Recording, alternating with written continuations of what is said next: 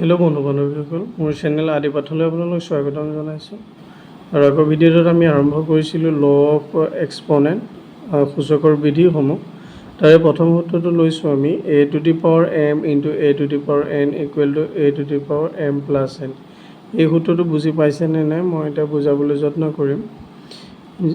এইকেইটা হৈছে ভূমি, ইয়াত ভূমি আছে a, ইয়াতো ভূমি a আছে, কিন্তু ইয়াৰ সূচককেইটা বেলেগ বেলেগ, এইটো m আৰু এইটো n।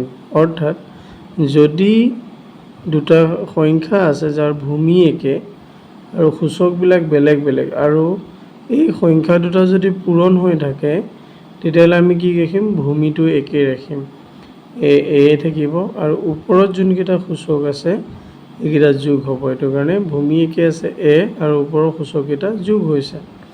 তেনেদৰে যদি আমি এটা উদাহৰণ লওঁ, এক্সাম্পল এটা লৈছোঁ চাওকচোন, এইটো 11 স্কুৱাৰ ইনটু 11 কিউব, মানে 3 আছে ইয়াতে।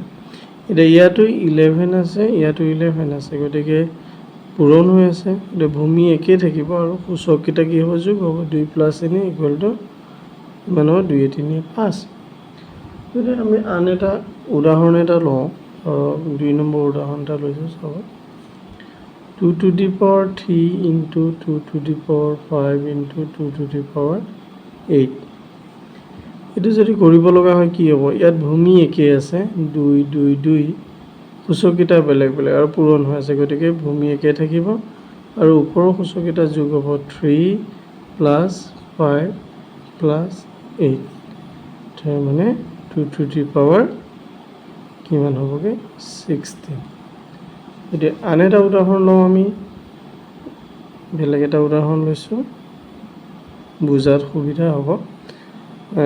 আপোনালোকে মোৰ চেনেলটোত মানে একেবাৰে সাধাৰণ জ্ঞানখিনি পাব মেথমেটিক্সৰ, আৰু এইটোৱে মোৰ লক্ষ্য, কাৰণ বহুতে মেথমেটিক্স বেয়া পায়। মানে ভাবিছোঁ যদি মই আৰম্ভণিৰ পৰা আপোনালোকক বেছিক ধাৰণাখিনি দিব পাৰোঁ তেতিয়াহ'লে আপোনালোকে সেই ভয়টো আঁতৰি যাব। তাৰ উদ্দেশ্যে মই চেনেলটো খুলিছোঁ আৰু ভিডিঅ'সমূহ দিবলৈ আৰম্ভ কৰিছোঁ। যদি ভাল লাগে আপোনালোকৰ তেতিয়াহ'লে মোৰ চেনেলটো ছাবস্ক্ৰাইব কৰি দিব। বাৰু বেছি বেলেগ কথা নাপাতোঁ, এতিয়া 3 নম্বৰত যাওঁ। এটা উদাহৰণ, 5 to the power 10 into 5 to the power 4 into 5 to the power 2 into 5 to the power 3।